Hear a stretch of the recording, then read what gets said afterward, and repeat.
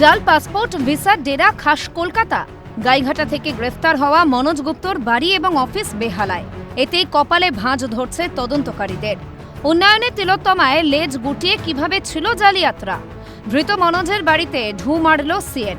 কিছুই জানি, আমি মা হয়েছি, আমি কিছুই জানি। তখন বাড়িতে ছিলেন মনোজের মা। ছেলের সঙ্গে সম্পর্ক নেই দাবি করলেন ধৃতের মা।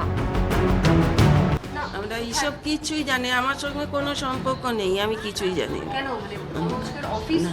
আমি জানি না, আমি কিছুই জানি না, কিছুই জানি না, আমি কিছুই জানি না। আমার পুরো পাড়া জানে আমার সঙ্গে কোনো সম্পর্ক নেই, আমি কিছুই জানি না। হ্যাঁ আছে তো, বউ আছে, ছেলে আছে। ঠাকুরপুকুরে তার বাড়ির সামনে আমরা রয়েছি, যেটা এখনো পর্যন্ত পুলিশ সূত্রে খবর যে মনোজ গুপ্ত তিনি এই গোটা ঘটনার সামনে আসার পর গাইঘাটায় তারই অফিসের এক কর্মী বিশ্বজিৎ দাসের বাড়িতে গিয়ে গা ঢাকা দিয়েছিলেন। পরিবারের সদস্যরা জানাচ্ছেন মনোজ কি কাজ করে তা সম্পর্কে তাদের বিন্দুমাত্র কোনো ধারণা নেই, কিন্তু পাড়া প্রতিবেশীরা বলছেন মনোজকে এর আগেও নাকি একবার পুলিশ ধরে নিয়ে গিয়েছিল। না, আগেও পুলিশ তুলে নিয়ে গেছে, অনেকদিন আগে একবার নিয়ে গেছিল। আমার জায়গায় দেখেছি তো, আমার সামনে দিয়ে নিয়ে গেছিল তুলে। কত বছর আগে তাও? কত বছর নেই, মাস 1-1.5 মাস হবে সেই সময়। এরকম থাকেন, উনি বাড়িতে থাকেন। বাড়িতে থাকে না, কোথায় থাকে সেটা বলতে হবে। বেহালার শখের বাজারে মনোজের অফিসেও পৌঁছেছিলেন আমাদের প্রতিনিধি। বহুতলের নিচে রেস্তোরাঁ, উপরে অফিস। স্থানীয়দের দাবি উপরে ট্রাভেলসের অফিস ছিল মনোজের।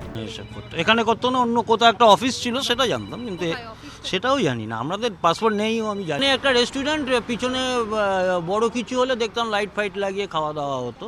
এই হচ্ছে ব্যাপার। অ্যাকচুয়ালি এখানে আসতো লোকজন। হ্যাঁ, রেস্টুরেন্ট তো কালো খোলা ছিল। একবার ছবিটা দেখাতে বলবো।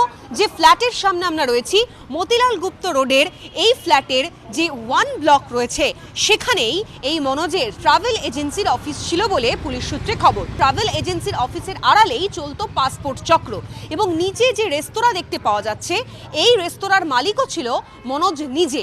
মূলত এলাকার যারা স্থানীয়রা রয়েছেন তারা বলছেন যে মনোজকে তারা চিনতেন। মাঝে মধ্যেই মনোজ গাড়ি করে কোনো সময় এই নিচের রেস্তোরাঁয় ঢুকতেন। মানে এই নিচতলায় রেস্তোরাঁ ছিল আর ওপর তলায় পাসপোর্ট এই ট্রাভেল এজেন্সির অফিস ছিল, তাই তো?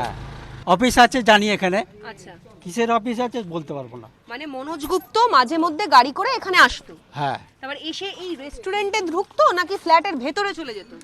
ফ্ল্যাটের ভেতরে। ফ্ল্যাটের ভেতরে চলে যেত। লোকটাকে দেখেছি আর কি, আচ্ছা। এখানে দীর্ঘদিন ধরে ব্যবসা করছে, যাতায়াত করছে, তাও বলতে পারবো না। রেস্টুরেন্টটা চালায়, এটাই দেখেছি। অফিস এবং রেস্তোরাঁর আড়ালেই কি পাসপোর্ট চক্র চলতো মনোজ গুপ্তর? এইসব প্রশ্নেরই উত্তর খুঁজছেন তদন্তকারীরা। মনোজের রেস্তোরাঁ এবং ট্রাভেল এজেন্সির অফিস দুটোই বন্ধ রয়েছে।